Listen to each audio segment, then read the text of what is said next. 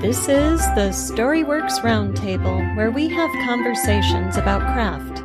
Because becoming a successful author begins with writing a great story.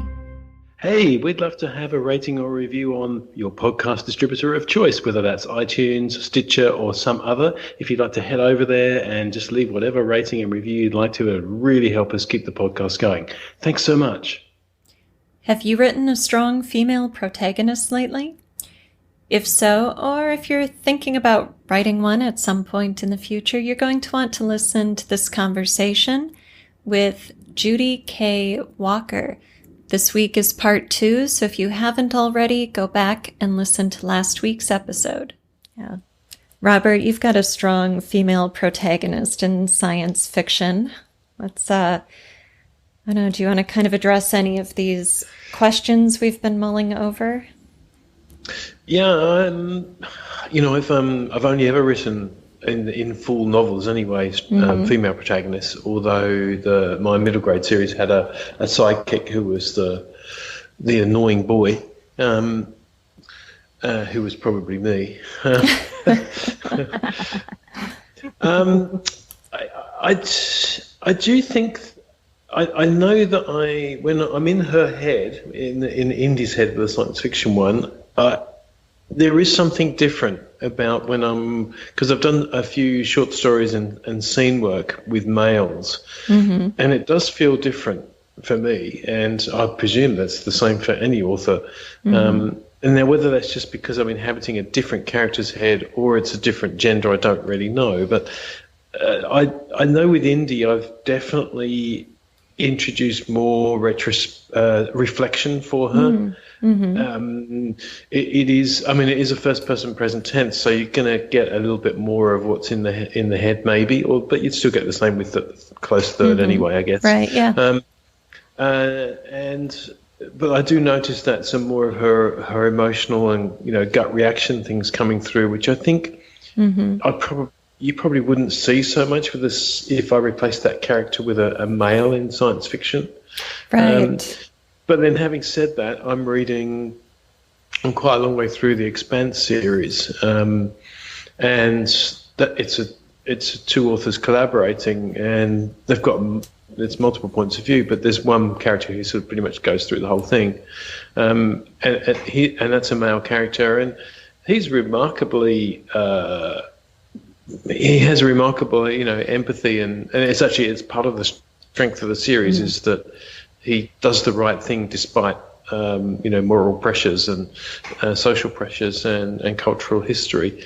So I think, when we look at archetypes, we're probably looking at parts within ourselves as well. So within Indy, definitely I've let that emotional part play out more. Also, she outwits every man in the series, so there's definitely she's not reliant on men, and I stumbled into that really. It's I didn't sort of go looking for the Bechdel Wallace test and make sure that she only had conversations with women about things that didn't have men in it, but but it seems it's turned out that way. It seems that that's where I felt her strength has come from, and I think also in my own relationships.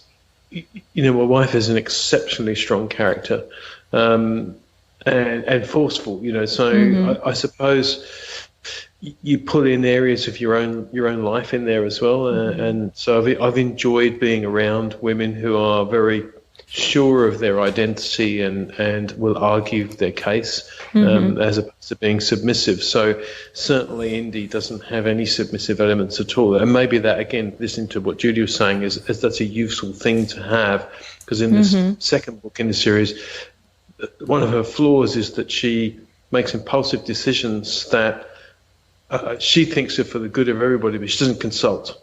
She just goes and does them. And now that she's got other people she's responsible for in a ship and such, that's going to have ramifications. Right. And that's where her emotional arc is going in this particular book. So I think, like every character, you want their wounds and their flaws to be a part of what's getting in the way of them getting what they think they want, but then what they really need. Right. So I don't, it's not that different, I guess, to writing any character. But yeah, I would say when I'm in her head, I can feel myself trying to think, how would a woman handle this? It's interesting, and of course, I've got no idea, but Right.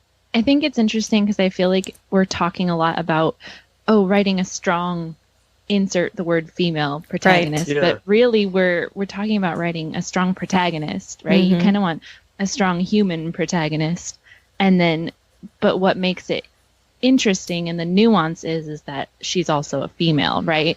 And so I think that gives you a lot of play because the genders are different. A lot of times women will think differently than men, maybe because of cultural standards, maybe because of how they were raised, etc. But I really like, you said the word submissive, Robert, and I really like that as a kind of a turning point there. Like, she's making the decision, she's not submissive, right? She doesn't, and that I think is where that weakness comes in, is when you let that other character tell your protagonist what to do and they just go, okay, fine, that's fine. Right. Or I need to consult with everyone on the ship before I make the decision that will throw us into chaos, because you need your protagonist to throw your ship into chaos, right?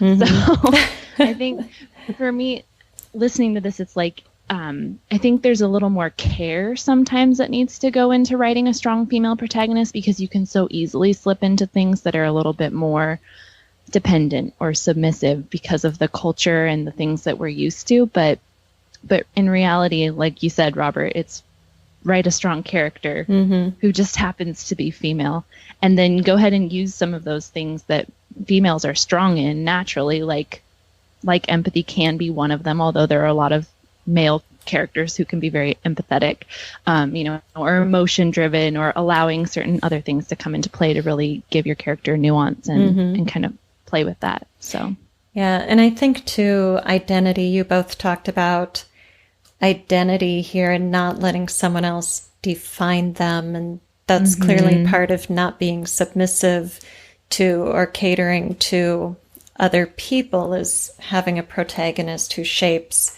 her own role in the story and ultimately her own fate in her arc. And Robert, you mentioned the Bechdel test, and you and Judy both have protagonists who are women in men's worlds, and so their relationships are going to be different, and they're going to have a lot of relationships with men. So it's easier to pass the Bechdel test if they aren't having a glass of white wine with their best girlfriend talking about who went on what date last Friday night, right? So right. I'm just going to kind of throw that out there to all of you. But what is the role of relationships in having a strong female protagonist, and is putting her in a quote-unquote man's world useful, or perhaps part of that, a critical part of developing these characters?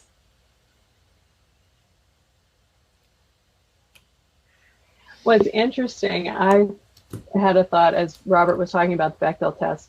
I'm editing right now, and there's a scene where Sydney is sitting in a bar with one of her few female friends, which is actually an issue for her, and I think something else that she's aware of. As you said, she navigates in this men's world, and so she doesn't have very many female friends, and she has to make an effort to have those. And this friend is actually a former client, which is probably the only reason they're friends. And so she's talking to her and asks her about this married man that she's seeing. And as you were saying Bechdel, I was like, oh, right, shame on me. Right, but yeah. But they've done other things together. But yeah, there is sort of that. It is in some ways for me easier to write her when she is just with men, because there isn't that added layer. I don't know. I'm still thinking about that, but you definitely. I made a little note here. Revise that scene, throw in some other snippet of conversation, right? Yeah, and it's only there actually because of a plot thing, but that's a whole other issue. Yeah, and also it's a percentage thing. So if you drill down into it, it's a matter of if it's the one scene in your entire novel, then it's a fact of life that we're all going to do things that you could either, if you took it out of context, they'd be cliched.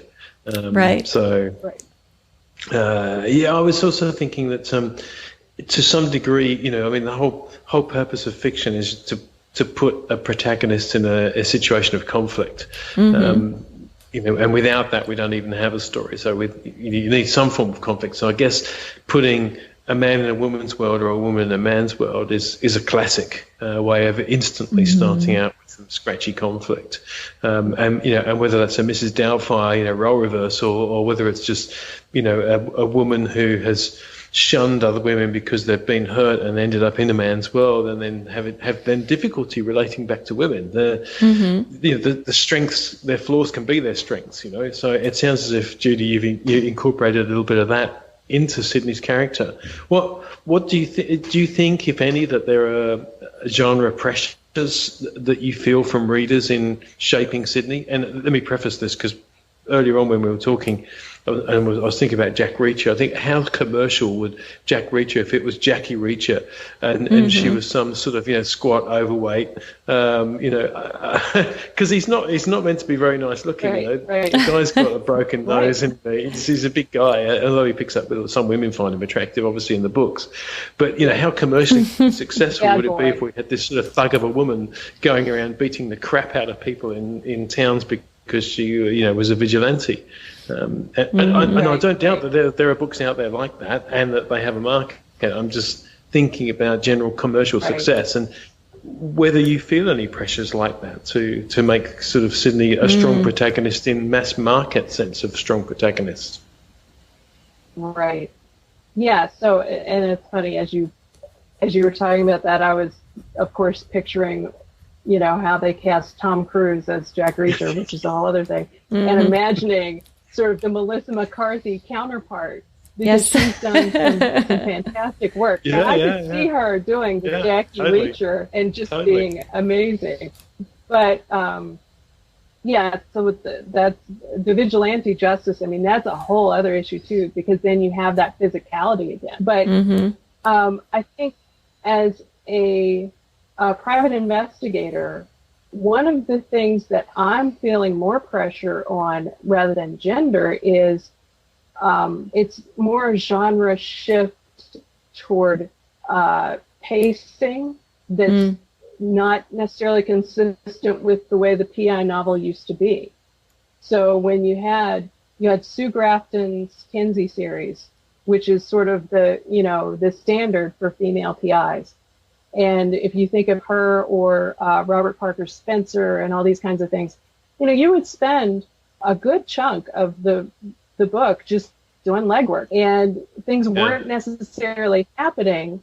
You were just there to hang out with the character. So I'm definitely feeling that pressure, that I think readers don't necessarily want that, or not as many readers want that as used to. But I think that does kind of come back around full circle, though, because if it's the kind of book that you're there because you want to spend time with the character, you have to want to be the character. You have to like the character. So again, it comes into that, the expectations of, what is a female PI like? And somehow Sue Grafton just hit the sweet spot on that, and Marcia Muller and Sarah Paretsky as well. But with Kinsey, she just got this character that everyone would read, whether they read the genre or not. And I'm not sure that the market is at that place anymore. And then you add on top of that they don't necessarily. Well, you write in first person, you were saying, with your series, and that's another issue, that you've got a female and it's in first person. So if you don't like this person, that's it. And that's fine. But, it's very much tied to the character herself. Versus Jack Reacher, who's sort of, kicking butt and taking names. Sorry, go ahead. Right now I was going to ask you, are you saying that the pacing issue, that the reader's taste in PI novels is moving away from a true PI novel and more toward kind of the action hero detective story? Is that the transition you were describing, or the pressure you're feeling? I think so, but yeah. I am totally, we're in Hawaii, so I'm pulling this out of my okole. I don't know, but that's what I feel like, that there is definitely that pressure for things to move faster, and I think that's probably not just PI novels specific. I mean, I think that's probably because so many of us consume TV so much more now than we do books, that we're expecting that kind of structure. Yes, people want their books to move like a TV show. Right. And then if you're much more character based, it makes you have to make some hard decisions. I think that's a really great pressure to have in some ways, and I agree with you that the episodic nature of consumption now has changed. The gut feel is that it's changed the expectations around the amount of patience that a reader will have with a slower burning story. And I like the pressure that it puts. If we still want something to be so-called character driven, it puts even more pressure then to establish those wonderful attachments to the character that you get, even because look, there have been some wonderful short stories where the character is just stunning, so we know it's possible. So is it in the old days where Sue Grafton et al. Could get away with slowly sort of lead trotting us through, and now we've become more impatient. We want everything. We want the character and we want the action. And if you look at what sells on the big screen now, it's pretty much you're down to blockbuster Marvel movies, and it's really hard to find touching literary fiction on movie style. And some would argue now that there's better storytelling in the seasonal episodic TV series.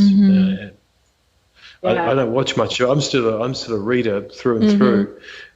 But I do sense that impatience if I'm picking up a book now, that if I don't bond with that character pretty quickly, and that might mean the first page or two, I'm just going to struggle to keep going. Whereas in the old days, when I borrowed books from libraries, I would read the damn book. I'm not going to give that book back unfinished.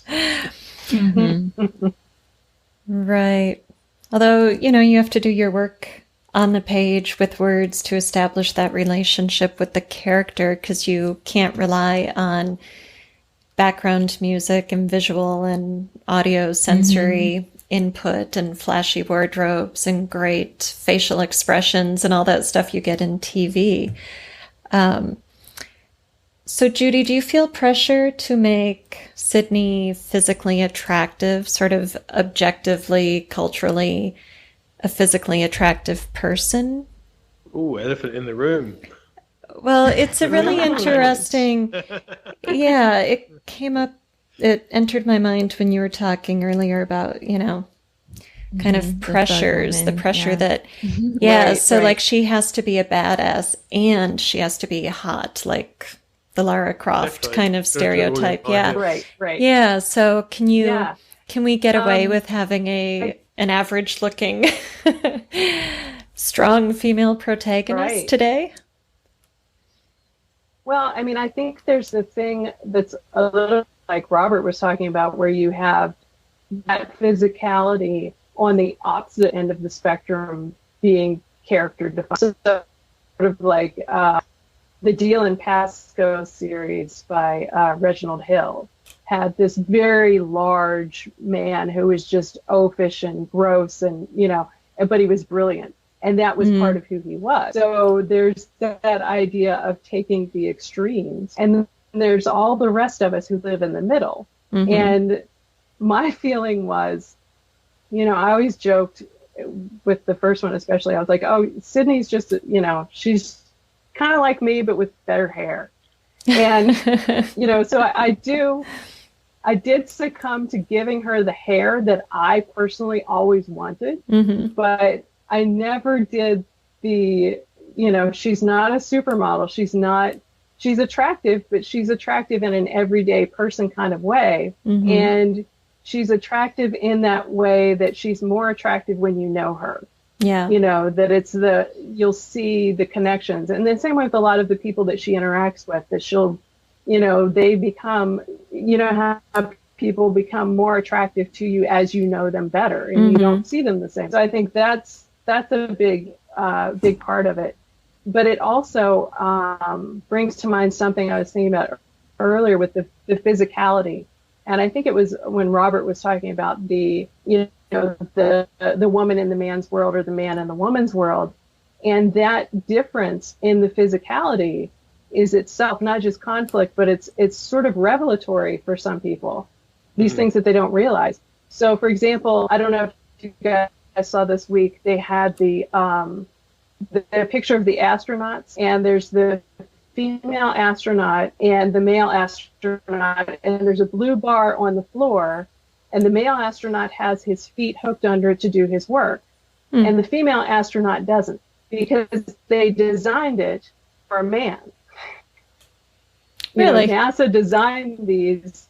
Yes, you have to look up the video, look up the picture. It's been making the rounds on Twitter this week. So, so here she is, and my husband was joking, it's like the old thing about Fred Astaire and Ginger Rogers, backwards in high heels. So here she is, this female astronaut, still doing the same job, but with no way to anchor herself. And so I think that that's a part of it as well. So it's not just a matter of attractiveness, but the fact that you're always, as you said, you're always aware of attractiveness and whether you're attractive or not, and whether or not to use your attractiveness in a particular situation or just other parts of your physicality. So she's also, my character Sydney is short like me because that's what I know. So there are things that she runs into, like this astronaut, where, people wouldn't necessarily realize, oh yeah, you can't reach the things on the bottom shelf, or you can't, these day-to-day things that I think kind of enrich your reading experience, because you are, whether it's a man or a woman or whatever, it's someone who has a different experience from you. And so sort of tapping into that physicality of it. Yeah, I like that. I like the idea of thinking about what it means to be in that character's physical body in the world you've built, whether that's attractive or not. Is it strong? Is it petite? Is it... So what, when you were describing the NASA video and also just Sydney being petite, I was thinking, yeah, that's something you need to accommodate. I mean, I knew a woman who was under 5 feet tall, and you'd go into her house and there were step stools and footrests everywhere. Like anywhere she liked to sit, there was a footrest, and kitchen, corners, but there were step stools all over the place. And it's yeah, you have to factor that stuff in. Robert, Catherine, I'm going to just pass the talking stick here. Very gracefully, too. I think it's a fascinating kind of, philosophical conversation, because the more you get into it, the more you realize that we're not really necessarily talking about gender differences. Perhaps, as you said, Catherine, writing a strong protagonist has certain functionality to it that you, as a writer, you want to be aware of, regardless of their gender or their gender preference or their sexual declaration. And I just think that it's so much more top of mind now with our current culture, trying to adapt to outdated, but even architecture. I mean, you go to any major venue and look at the difference between male toilets and female toilets. Now, presumably, with all of these gender differences now starting to appear, we're going to have to blur into unisex bathrooms. Now, does that mean that the male urinal disappears, and does it mean that men now have to start to queue in the same way that women do, or line up, sorry, I should say, in the American language? So I just think, it's fascinating, really, because when you talk about writing a strong female protagonist, you're really echoing perhaps current cultural expectations as well, and maybe pushing the boundaries of those because you want to show strength. And so perhaps a strong, even though we've talked about Elizabeth Bennet, maybe a strong female, 100 years ago is different. So it'd be interesting to talk to people writing historical fiction, Alida, yes. who might say, well, your strength as a female protagonist may come through differently as well, depending on the era that you're writing for. So it strikes me that some of our conversation is philosophical, which I love, and some of it presumably is down to sort of societal reflections. Right. And I think writing historically, you have kind of two different facets of this question, because somebody writing, Elizabeth Bennet in the, Elizabethan era or whatever is writing a contemporary character, but someone writing an Elizabethan character today is dealing with the historical framework, culture and society and class issues for that character, but also with a contemporary readership. And, personally, when I'm writing a Victorian character, I am exploring that world, but I'm not doing it necessarily with a historical reader in mind. The setting for me is just the necessary context for that story. So when I look at my strong character, she has to work within that framework. But what makes her strong isn't her Victorianism or her period. It's more like those define the obstacles she faces. And, that's often because those obstacles are more significant than they would be today. Like if you've got an isolated farm without cars and telephones and social services to rely on, then her obstacles just got a lot bigger, right? So I'm sort of amplifying her strengths by amplifying her problems, and I'm also limiting how she can express those strengths within that cultural framework. So maybe instead of putting her in a man's world, I'm putting her in a historical context, but it creates similar issues of how can she express this strength, and how can she get over these obstacles? That was very off the cuff, but yeah. I mean, there were some eras where women would have no money and no home unless they were married. Exactly. Right. Yeah. So the strength of a female protagonist in a book set in that era would have different conflict, but it would be interesting, whether the traits of that strength were identical, say, to Sydney Brennan's traits, for example. Whether we were still talking about the same thing. It's just that the way the conflict appears is down to setting and plot. And I think like Greta's strengths are very similar to Sydney's. She has to be physically strong because it's a lot of manual labor she's doing. She has to endure a lot of hardship. She's got to confront her father, kind of the men in this man's world, the man defining the world she lives in. There are issues of empathy, and identity is the big one. I mean, that is really the crux of my story, is how can she define her identity for herself in this world that she is in, whether, like, Sydney chose a career, Greta was born into this, but it's still that how do I define who I am, and then live the life I choose with all these obstacles. Maybe that's also a little clue there to writing a strong female protagonist is the deliberate. We've touched on this a few times. The deliberate choosing of identity. That perhaps is the nice juxtaposition to a male protagonist who often doesn't have to choose an identity because we're given them really by society. That it's fairly easy to slip into. Whereas strength and female hasn't always gone together, and biologically hasn't always gone together either. So again, that's that nice juxtaposition. Judy, I'm curious, what tips or advice would you give to writers aspiring or experienced in terms of writing strong female characters? Well, I think I think it really comes down to the same in many ways as writing any character. It's that you need to know your character.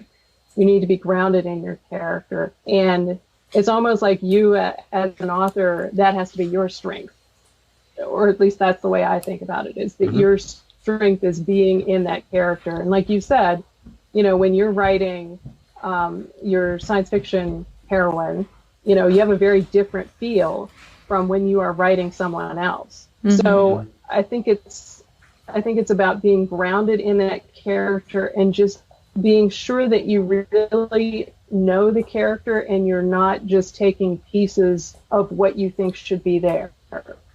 Or, you're not just assembling from all of the various stereotypes and tropes and whatever, that this is a real living, breathing person. And, if you can imagine yourself having a conversation with this character and they can surprise you, then I think you're like, oh, well, that's a real character.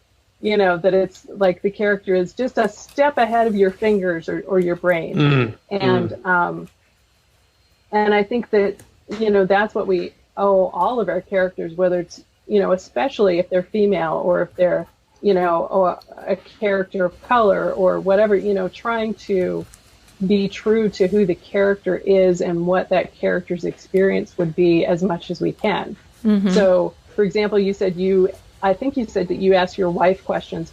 I ask my husband questions all the time about some of the martial arts stuff, but also just some of the physicality of being a man when I write male characters. So, okay, ladies, what does it really feel like to get kicked in the jewels? Right. Like, where do you physically feel that pain? Versus where we feel pain when we're hit in various places or whatever. I think it's just, being very in touch with what that character's authentic experience would be.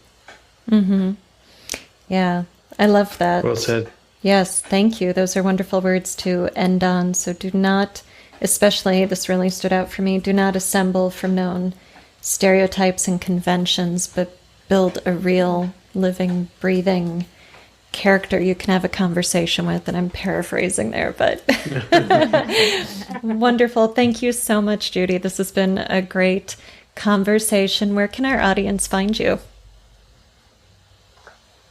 As you said, they can find me at my website, which is www.judyk.walker.com.